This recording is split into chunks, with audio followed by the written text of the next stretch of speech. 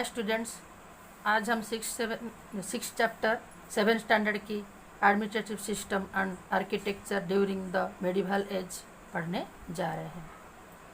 इस लेसन में हमें मेडिवल एज की जो एडमिनिस्ट्रेटिव सिस्टम है और आर्किटेक्चर उसकी है वो सब पढ़ना है।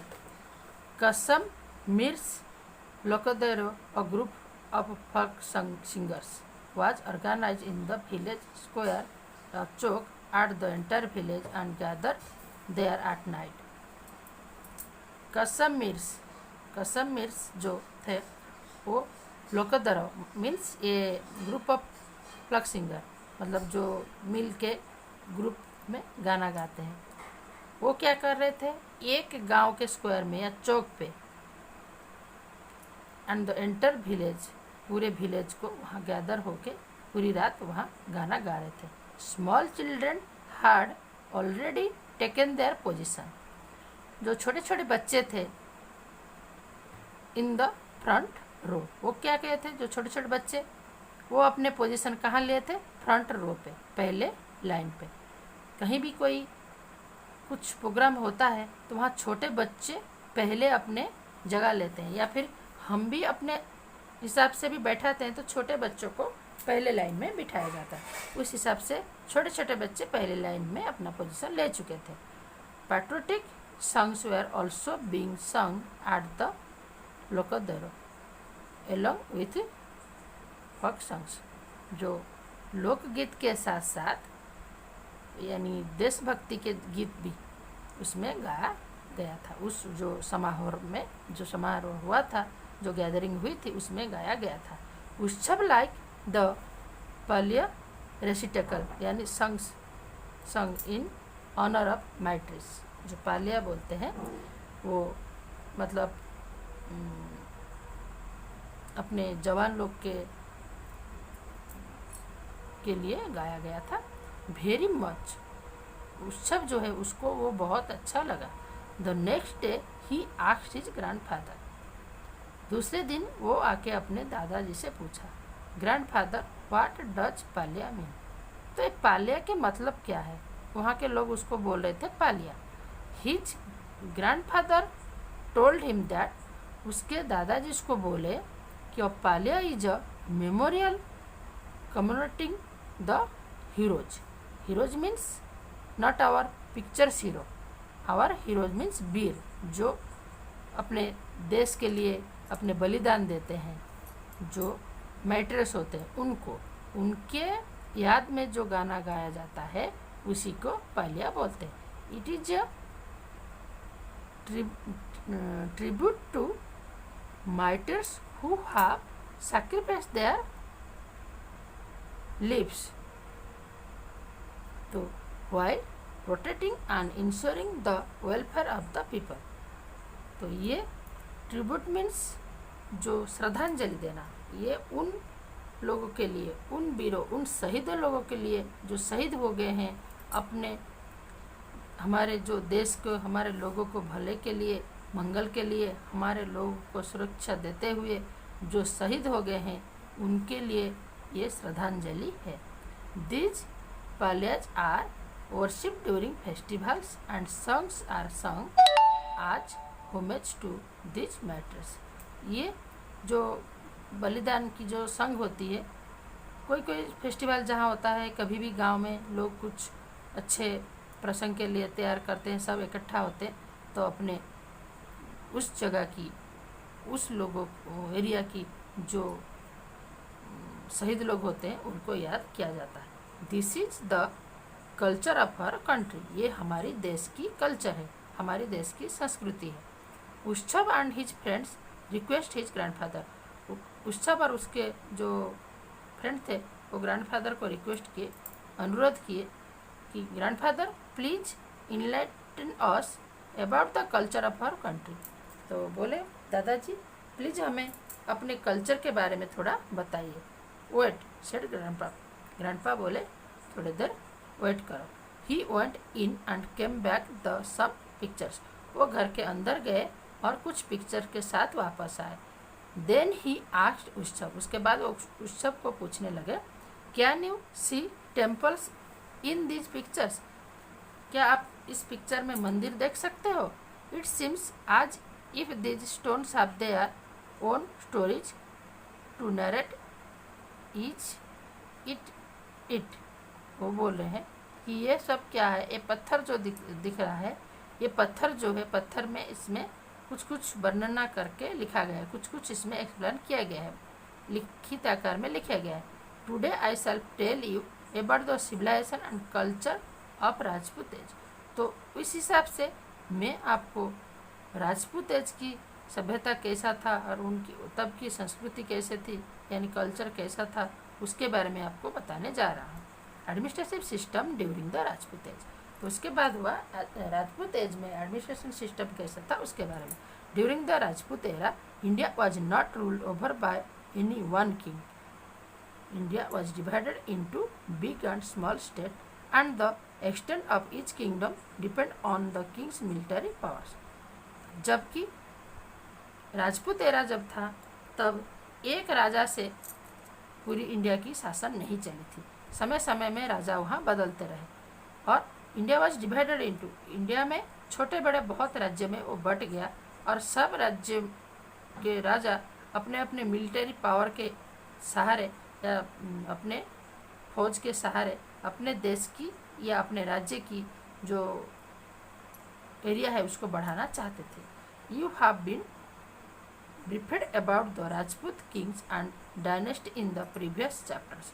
तुम उसके आगे के चैप्टर में राजपूत और उनके दूसरे जो डायनेस्टी, उनके वंशधर कैसा था उसके बारे में पढ़ोगे. In this chapter you will learn about the administrative system, literature, architecture and external invention during that time. लेकिन इस चैप्टर में आपको तब की एडमिनिस्ट्रेटर, राजपूत एज में एडमिनिस्ट्रेशन कैसा था, शासन कैसे थी, साहित्य कैसा था, आर्किटेक्चर यानी स्थापत्य कैसे थी, इसके बारे में पढ़ेंगे. तो पहले हम पढ़ेंगे administrative system. After the 7th century virus Rajput dynasty ruled in India. India में शासन करते थे. 7th century के बाद राजपूत वंशधर इंडिया में शासन करते थे.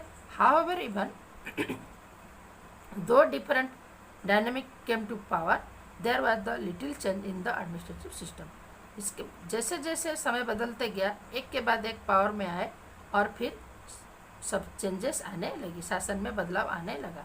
दो kingship was heredity, it was not compulsory that the eldest son would always automatically became next king. जबकि वंशधर सिस्टम था, वंशगत सिस्टम था कि वंशगत के जो बड़ा बेटा है वो राजा बनेगा, लेकिन फिर भी वो ऑटोमेटिकली राजा नहीं बन जाता था. The heir apparent select by the king was called the crown prince. तो हेयर मीन्स वंश, जो वंशज था वो उसको जब राजा के लिए चुना जाता था उसको क्राउन प्रिंस बोले जाते थे. इन सम केस, कई कई जगह में even people are minister elected और सिलेक्ट देयर किंग. कई कई राज्यों में वो राज्य के लोग और मिनिस्टर जो मंत्री लोग रहते थे वो अपने राजा खुद चुनते थे. For example, when in Kashmir king Yaskara was selected and enthroned by the Brahmin group. जैसे उदाहरण के तौर पे कश्मीर के जो यस्कारा राजा थे वो वहाँ के ब्राह्मण ग्रुप से चुने गए थे. इन Gujarat, Kumarpal was selected as the successor by the council of minister. और गुजरात में जो कुमारपाल राजा जब बने थे तब वो अपने जो सक्सेसर यानी फिर उनके जो पहले पूर्वज जो थे उनके द्वारा और उनके द्वारा जो उनका जो काउंसिल था वो उनका पूर्वजों का जो या फिर उनके पहले के जो राजा थे उनके जो मंत्री परिषद थे, उनके जो मंत्री थे वो लोग कुमारपाल को राजा चुने थे.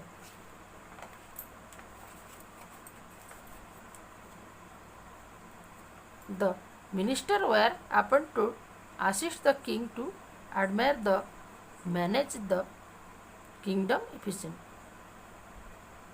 effectively.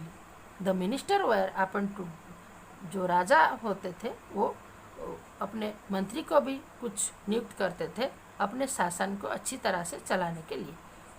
At a time people became victim of poor wrong administrative policies.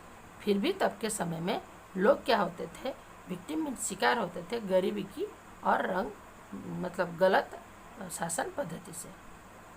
Then administrative system in the village, फिर एडमिनिस्ट्रेटिव सिस्टम विलेज में कैसे था उसके बारे में पढ़ेंगे। Village institution were very important during the medieval period. जो विलेज संस्था था, जो अनुष्ठान थी, वो मेडिवल एज में उसकी बहुत इम्पोर्टेंट था, बहुत महत्व थी। The panchayat looked after it's administration, जो पंचायत है वही गांव का शासन देखता था। The head of the panchayat was called मुखी और सरपंच। जो गांव की मुखिया होते थे उनको मुखी और या मेन जो होता था गांव का उसको सरपंच या फिर मुखी बोले जाते थे। And he was responsible for protecting and delivering justice to the villagers, और वो उत्तरदायी होते थे गांव को रक्षा करना और गांव के लोगों को न्याय दिलाना। His was the final word, उसका जो सब था या फिर उसके जो आदेश होता था, उसके जो निर्देश होती थी वही फाइनल होती थी। स्टिल इन मेनी केसेस, लेकिन कई जगह में the gram sabha would also give प्रेदिक आर्ट पनिश कल्पित, लेकिन कोई जगह में ग्राम सभा बुलाकर, गांव में सभा बुलाकर जो दोषी था उसको दंड दिया जाता था। Even today at the village level, आज भी विलेज लेवल में ग्राम पंचायत और the elders of the panchayat provide guideline to the people. आज भी हमारे गांव में एक ग्राम पंचायत सिस्टम है और गांव के जो मुखिया लोग होते हैं, जो एल्डर पर्सन होते हैं, वो हमारे पंचायत को गाइड करते हैं या फिर हमारे पंचायत को हेल्प करते हैं उसके शासन में। At that time land revenue as the main income of the kingdom, तब के समय में जो कर हो जाता था, तो जमीन से जो कर आदाय होती थी वही राज्य का रोजगार था। Even each kingdom had different way of collecting land revenue. हर एक राज्य की अलग अलग तरीका होती थी जो कर अदा करने की, but usually the 6th part of the cultivation was taken as the land revenue, लेकिन उसकी जो 6th भाग है, 6 भाग जो वो रेवेन्यू के हिसाब से लिया जाता था। अपार्ट फ्रॉम दिस, जिसके वजह से other taxes were also lived on the people, उसके दूसरे कर भी लोगों से लिया जाता था। Different officers were appointed for different activities, अलग अलग ऑफिसर को नियुक्त दिया जाता था या फिर ऑफिसर लोग दूसरे अलग अलग काम के लिए नियुक्त थे। Moreover taxes were collected at ports and octroi points, लेकिन ज़्यादातर जहाँ पोर्ट होती थी, बंदर होती थी, जहाँ व्यापार चलती थी, वहाँ से ही ज़्यादा कर की आदाय होती थी। Landlord collect the tax and paid the tribute to the kings, जमींदार लोग क्या करते थे, वो कर अदा करते थे, फिर राजा को दान कर देते थे। फिर देन आया second literature. During the Rajput age, Rajput के समय में there was a lots of religious writing as well as literature of various kind, scholars and education received great propagate from the king. तब के समय में साहित्य में भी बहुत मतलब प्रोग्रेस हुई थी, और पंडित जो लोग हैं वो लोग क्या करते थे, राजा जो है उनकी एजुकेशन को और पंडित लोगों को राजा बहुत महत्व देते थे, उनकी बहुत सम्मान करते थे। मेनी लिटरेरी वर्क वर कंपोज इन संस्कृत, प्राकृत, तमिल, कन्नड़, तेलुगु एक्सेट्रा। बहुत सारे साहित्य की रचना तब हुई थी, कई भाषा संस्कृत में, फिर प्राकृत में, तमिल में, कन्नड़ में, तेलुगु में। The great Sanskrit poet Magha, जो सबसे बड़ी पोएट जो है कवि है Magha, compose the epic Shishupal Vadh, वो शिशुपाल वध की कंपोज किए थे। This epic describe the kings of Shishupal by Shri Krishna similarly. ये जो नाटक में इस जो वर्णना जो किए गए हैं या लिखा गया है, इस लिखे में शिशुपाल को कृष्ण भगवान ने मारे हैं। Similarly another poet Shriharsha wrote the epic Naishadha Charita, फिर दूसरे पोएट जो थे वो निषाद चरित का रचना किए थे। Which is about the story of Nala and Damayanti. Nala एक राजा थे, उनकी रानी थी दमयंती। इनकी भी एक कहानी है जो निशाचरित में रचना किया गया है। Event sung by Radha and other gopis sung in praise of lord Krishna. ये भी होती थी, राधा कुछ गाना गाए थे अपने सहेलियों गोपी के साथ, वो लॉर्ड भगवान को पूजा करते हुए, ये भी तब के समय में रचिता हुए थे। Were presenting in lyrical manner, मतलब गीत के आकार में इसकी भी प्रेजेंटिंग हुई थी। The biography and achievement of the Kings were also compose in the poetic manner. तब की राजा की जो बायोग्राफी होती थी, जीवनी भी, तभी कुछ कुछ पोएट उसको पोएटिक मैनर में यानी फिर गीत के हिसाब से, कविता के हिसाब में लिखा गया था। हेमचंद आचार्य रोट कुमारपाल चरित्र। हेमचंद आचार्य जो है वो कुमारपाल चरित्र की मतलब रचना किए थे, based on his life of Solanki king of Gujarat Kumarpal. Gujarat Kumar के राजा जो कुमारपाल थे उनके ऊपर भी वो लिखे थे हेमचंद आचार्य। फिर साथ में ग्रामर बुक सिद्धम शब्दानुसरण, ये भी उनकी ही रचयिता थी। आज the title indicate the name of king Siddharaj Jaisingh and Hemchandra Acharya are associated with this book. ये हेमचंद्र आचार्य और आपके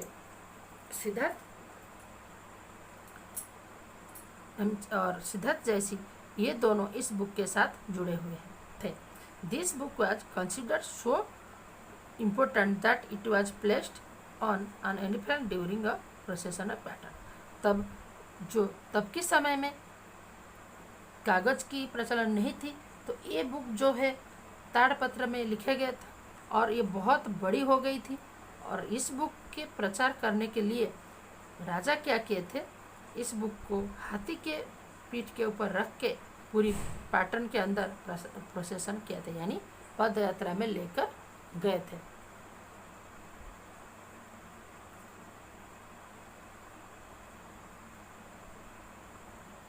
This book was considered so important that it was placed on an elephant during a procession in pattern। ये book को इसलिए महत्व दिया जा रहा था कि मतलब तब उसको पूरी पैटर्न के अंदर बहुत इफिशिएंट के साथ, बहुत मतलब सम्मान के साथ पूरी पैटर्न के अंदर घुमाया गया था।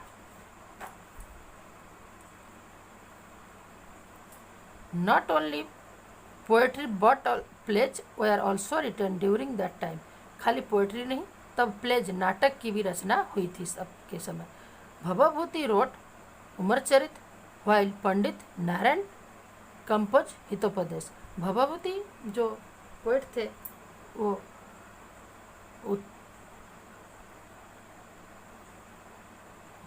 उत्तम चरित का रचना किए थे, तब दूसरे पंडित नारायण जो है हितोपदेश का। फिर ये collection of stories based on the Panchatantra, फिर बहुत सारे स्टोरी की, बहुत सारी कहानी की जो कलेक्शन है वो पंचतंत्र में देखने मिलते हैं। आइदर योर स्कूल और near by library must be having books containing collection of stories of fuck stories. ये जो कहानी सब थे, जो किसी के साथ किसी के कंपेयर करके जो कहानी बनाए गए हैं, इसको पंचतंत्र के अंदर मतलब रचिता हुआ है। इस तरह के कहानी के बुक्स आपको लाइब्रेरी के आसपास, आपके स्कूल में हो, फिर आपके आसपास में लाइब्रेरी हो, उसमें मिल जाएंगे। Let us know now reading activities. ये रीडिंग एक्टिविटीज में क्या क्या है इसके हम थोड़े से पढ़ लेते हैं। विशाखा दत्त, तो उनके वर्क क्या था, मुद्रा राक्षस, कल्हार, राजतरंगिनी, बिलान, विक्रमादित्य चक, सोमदेव, कथासागर, चंद्रबदारी, पृथ्वीराज रासो, मृत्युंग, प्रबोध, चिंतामणि। जो मृत्युंग जो है वो प्रबोध चिंतामणि लिखे थे, और ये मतलब ये पोएट थे या ऑथर थे, और इनकी जो बुक के नाम यहाँ बताया गया है। तो बच्चों, ये वीडियो में हमारा आज तक ये जो थी आर्किटेक्चर और एडमिनिस्ट्रेशन सब मेडिवल एज में, जो आपको इसमें मैं पूरी एक्सप्लेनेशन कर दी हूँ। तो आप लोग ये वीडियो को ज़्यादा से ज़्यादा देखना, शेयर करना, लाइक करना, सब्सक्राइब करना, अपने कमेंट बॉक्स में अपना नाम लिखना। अभी क्लासेस आपको नहीं मिल पा रहे हैं, जो लोग क्लास नहीं ले पा रहे हो तो उनके नाम है नीचे, तो हम उनको अटेंडेंस में ले लेंगे। Thank you for watching me.